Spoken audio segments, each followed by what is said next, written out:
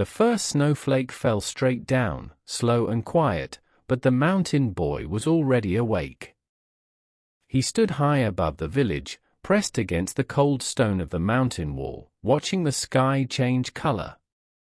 The air felt wrong. Too still. Too heavy. He pulled his coat tight and turned back toward the dark opening behind him. His home was not a normal cabin. It was a cave carved deep into the mountain, with a wooden cabin built inside the stone mouth. Thick logs covered the entrance. Clay filled the gaps. Moss sealed the cracks. From far away, it looked strange, even foolish, like a wooden box shoved into a hole in the cliff. Down in the village, people noticed the smoke first. They pointed and laughed. "Who would live up there?" one man said. "In a cave like a wild animal," another added. "A boy alone will not last one winter," they said. The mountain boy heard their words carried by the wind. He did not answer. He did not look back. He picked up his axe and went to work. Every morning, before the sun reached the peaks, he climbed down into the forest. He chose trees with care. Not too straight. Not too thin. He cut them low and clean. Then he dragged them uphill, step by step, breath by breath, until his hands burned and his legs shook. He never rushed. He never wasted a log. The villagers watched him pass and shook their heads. "Why not build near us?" they asked. "Why so much wood? Why build inside stone?" The boy said nothing.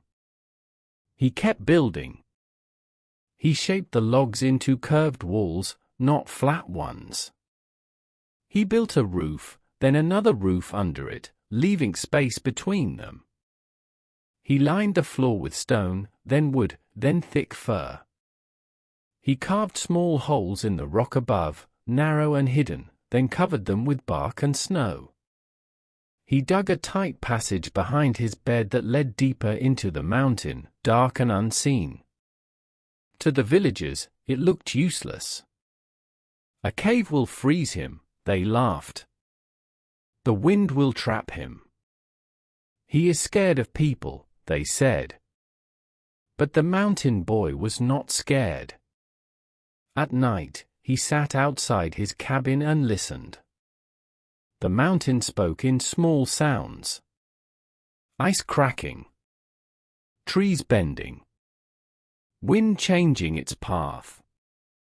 He learned which noises meant nothing and which ones meant danger. He watched how storms moved, how snow gathered, how clouds stacked like walls. One evening, the sky turned dull gray. The wind slowed, then stopped. Even the mountain went quiet. The boy felt it in his chest. He moved fast. He checked every seal. He pushed more clay into small gaps. He blocked the outer door with a thick wooden bar. He stacked food near the hidden passage. He filled his water jars. He lit the stove once, warmed the stone, then put the fire out. Below him, the village glowed warm with light and noise. People laughed inside their homes. Smoke rose from chimneys. Music carried into the night. No one looked up. The first wind hit without warning. It screamed across the peaks and slammed into the trees. Snow followed hard and fast, blinding and sharp. The mountain boy stepped fully inside his cave cabin and closed the door. Darkness wrapped around him, calm and deep. The storm grew stronger. Wind clawed at the mountain face but broke apart against the stone. Snow piled at the cave mouth, pressing tight. Inside, the air stayed still. The boy sat with his back to the rock, counting time by his breath. Hours passed. Then the mountain groaned. A deep sound rolled through the stone, low and heavy, like something waking up above the clouds. The boy opened his eyes. He stood slowly and placed his hand on the wall. Something big was coming. Far below, the village began to panic as roofs shook and paths vanished. People shouted into the storm, but the wind swallowed their voices. High above them, inside the mountain, the boy stayed silent and ready. The blizzard had only just begun. The blizzard struck hard before sunrise. Wind ripped across the mountain like a blade, throwing snow in wild sheets. Trees bent until they cracked. Paths vanished in seconds. The world turned white and loud. Inside the cave cabin, the mountain boy did not move. He sat near the stone wall, wrapped in thick fur, listening. The storm screamed at the mountain, but the sound softened as it reached him. Stone swallowed the wind. The wooden walls did not shake. The air inside stayed calm. Below, the village woke in fear. Doors froze shut. Chimneys clogged with ice. Fires weakened as the wind stole their heat. People tried to step outside and were pushed back by the storm. Snow filled streets and climbed windows. Shouts were lost in the howl. Up on the cliff, the cave cabin disappeared behind drifting snow. The mountain boy stood and checked his space. He touched the wall where the rock still held warmth from the night fire. He opened a small box of dry wood and fed the stove slowly. No smoke rushed out. It rose gently and slipped through hidden vents carved in the stone above the snow line. He cooked in silence. Hours passed. The storm grew stronger. Snow packed tighter against the cave mouth, sealing it like stone. The boy pushed against the door once, just to feel it. It did not move. That was good. The cold stayed outside. Down in the village, panic spread. A roof collapsed under weight. A fence vanished. A man slipped and disappeared into white. People gathered in the largest house, sharing heat and fear. Wood ran low. Food followed. The storm showed no sign of stopping. Someone remembered the boy. He lives in the mountain, a woman said. In a cave, another whispered. He might still be alive. They looked upward through blowing snow and saw it. A thin line of smoke, steady and alive. Hope pushed them into motion. Wrapped in cloth and rope, a small group left the village. They moved slow, crawling when the wind grew violent. The mountain fought them every step. Cold burned their skin. Snow hid the ground. Still, they climbed. The cave cabin stood firm when they reached it. Snow curved around its rounded face. Ice sealed its edges. The door was buried but solid. They knocked with numb hands. No answer. They knocked again, shouting the boy's name. Their voices broke under the wind. Fear rose. If the boy did not open the door, they would not last long. Inside the cave, the mountain boy heard them. He closed his eyes. He moved away from the door and lifted a wooden panel hidden behind his bed. Cold air did not rush in. The tunnel beyond was tight and dark, carved deep into the mountain weeks before. He stepped inside, pulling supplies with him, and closed the panel. The mountain trembled. A deep crack echoed through stone and snow. The boy froze. He felt it through his feet, through his bones. He placed his hand on the rock wall and listened. Above the village, high on the slope, the storm had broken something loose. Snow shifted. Ice fractured. Tree snapped and vanished into white.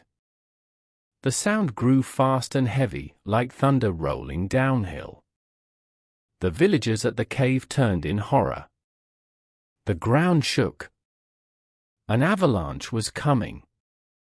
They ran from the cave entrance, slipping, falling, trying to escape the open path. Snow rushed behind them, swallowing the air. The cave cabin stood directly in the line of the roaring white wall. Inside the mountain boy moved deeper into the tunnel. He reached a wider space and sat still, breathing slow. The rock around him held firm. Air flowed through small cracks he had shaped long ago. The sound outside became impossible to measure. Snow crashed into the mountain face. Pressure slammed the cave entrance. Wood groaned but did not break. Stone carried the weight. Snow packed tight, sealing everything in silence. Then nothing. The storm continued, but the roaring stopped. The boy waited in darkness, counting his breaths, knowing the mountain had made its choice. Outside, the cave cabin was buried. And the village was about to learn what the boy had truly built. The avalanche hit like a wall of sound. Snow, ice, and broken trees tumbled down the slope, faster than any eye could follow. The village below was swallowed in white chaos. Roofs collapsed. Roads vanished. People screamed and ran blindly, their feet slipping in freezing drifts. Every second brought new destruction. It felt unstoppable. High on the cliff, the cave cabin waited. The snow hit the rounded wooden entrance and split around it, flowing like water around a rock in a river. The thick stone behind the wood held firm. The double roof absorbed the pressure. Snow piled higher, heavy but harmless, and slowly formed a smooth wall sealing the entrance. The cabin did not move. The boy did not move. Inside, the mountain boy stayed calm. He had stepped into the hidden tunnel before the avalanche reached the cliff. The air was tight and warm, moving through the vents he had carved weeks before. He could feel the weight of the mountain pressing around him, but he trusted his work. Stone and wood were steady. His fire had warmed the floors in advance. Food, water, tools, all were within reach. The storm outside could not touch him. Hours passed. Snow continued to fall, but the avalanche had already reshaped the slope. The village below lay broken and silent. People huddled together in the remains of their homes, cold and frightened. No one had expected the storm to end like this. No one had expected a boy in a cave to survive. When the wind finally slowed, the boy emerged from his hidden tunnel. He carried food, rope, and supplies, moving carefully through the packed snow. The world outside was white and still. Broken branches and ice littered the cliff. Yet the cave cabin, buried at first, now stood revealed, untouched, like it had been waiting for the storm to finish. Villagers saw him and froze. Their fear turned into awe. The boy stepped out fully, brushing snow from his coat. He looked at the damage around him. Homes were ruined. Paths gone. Fires extinguished. Families cold and exhausted. Yet he was calm. Strong. Alive. No one spoke at first. They only stared. Laughter and doubt had vanished. What they had mocked, what they had thought foolish, was now clearly intelligent and necessary. The cave cabin had survived when every ordinary home had failed. Its strange construction, the curved walls, the double roofs, the hidden tunnels, was no accident. It was preparation. The boy began to move among them, handing out supplies. Rope to climb safely. Food to warm empty stomachs. Tools to repair what could be repaired. He guided them across snow-covered paths, pointing out stable rocks, hidden crevices, and safe slopes. Slowly, they followed, realizing they were relying on his knowledge, his planning, his calm in the storm. One man whispered, he wasn't hiding. He was ready. Another added, he saw this coming. He built for it. The boy said nothing. He only kept moving, steady and confident. Behind him, the cave cabin stood like a fortress carved from mountain and timber. Every plank, every stone, every hidden vent had proven its purpose. The strange choices people had mocked, the extra roofs, tunnels, hidden storage, were exactly what kept him safe. By evening, the villagers were gathered near the base of the mountain. They were tired, frozen, and shaken. Yet they were alive. They had survived because of the boy. Slowly, respect replaced fear. Slowly, admiration replaced doubt. They no longer saw him as a strange boy living in a cave. They saw him as a protector, a thinker, a planner. The boy looked up at the mountain. The storm was over. The snow glimmered under fading sunlight. The avalanche had changed the landscape, but his home had remained untouched. He smiled quietly, knowing the mountain had tested him, and he had passed. From that day forward, no one mocked the cave cabin. People came to see it, to learn from it, to respect it. They asked the boy questions about his design, his tunnels, his double roofs. He showed them quietly, letting the mountain speak for itself. Every strange choice he had made now had meaning, now had proof. The boy never boasted. He never claimed victory. He had listened when others laughed. He had worked when others doubted. He had trusted patience over pride. And when the blizzard came, the mountain spared the one who had respected it, the one who had prepared, the one who had truly understood it. The villagers returned to their homes slowly, carrying lessons from the boy and the storm. They rebuilt. They shared stories of the cave cabin that survived the impossible. And in the mountain, the boy returned to his hidden tunnel, calm and ready, knowing the world would test him again, but he would always be prepared. The mountain had spoken, the storm had roared, and the boy had proven one truth: intelligence, patience, and preparation could overcome even the wildest forces of nature. And so, the boy became more than a survivor. He became a legend, the one who saw the storm before it arrived.